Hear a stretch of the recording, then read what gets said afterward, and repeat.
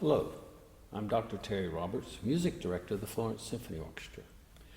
This season I want to offer some program notes in vignette form or video form about upcoming concerts we have. The first concert, October the 11th, features a fanfare written specifically for the Florence Symphony Orchestra by Dr. Brandon Goff, professor here at Francis Marion University. It's called Fanfare for Today. We performed this piece approximately 10 years ago when he started working here. The second piece is Rachmaninoff's Piano Concerto No. 2. The soloist is a young man from Florence, John Hofmeier.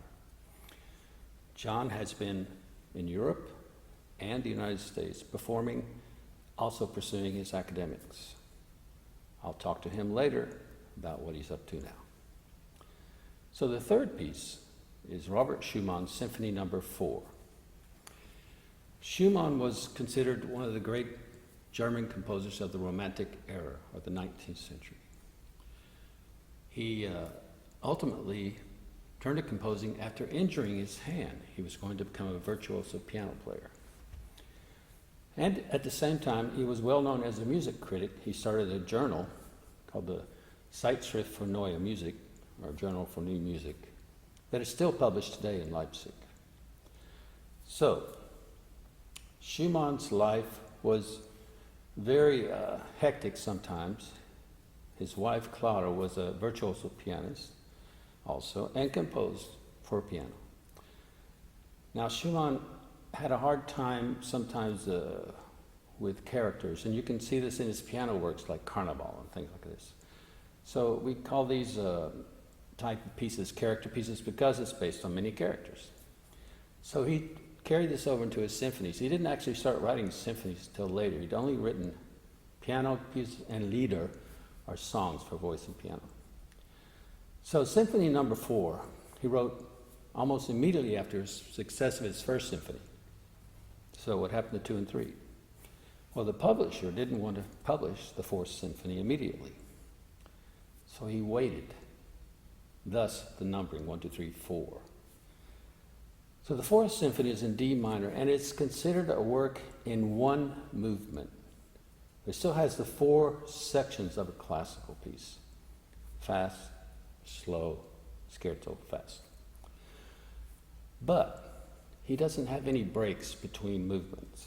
It all sort of slides together into one movement to the next. So he begins with this theme, this motif. A lot of people call it Clara's theme, based on a piece she wrote for piano called Romance Variée. And it starts with a very 4-note descending thing.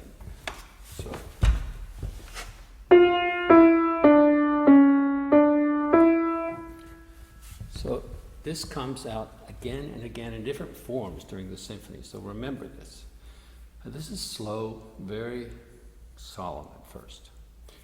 Then he goes into the fast part of the first movement, and he uses this theme.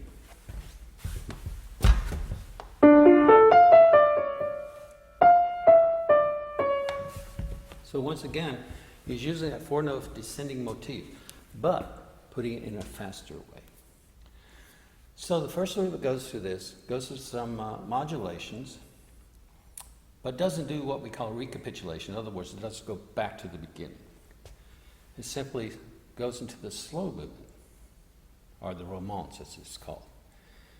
And this is a lovely duet between the oboe and the cello. And the B section of this goes back to that beginning slow theme. But then it goes back to the oboe and cello solo, preceded by a lovely violin solo. So before you know it, we glide into this very fast scherzo in one. Very alive and vibrant. Then it slows down, gets softer, much softer. And we all of a sudden hear those same thematic material growing into this, building up to this triumphal D major, if you will. And that's the last movement.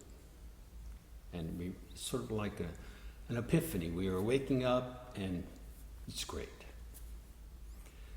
So I hope this will help you a little bit understanding about Schumann. And I hope to see it on the downbeat at the symphony. Thank you.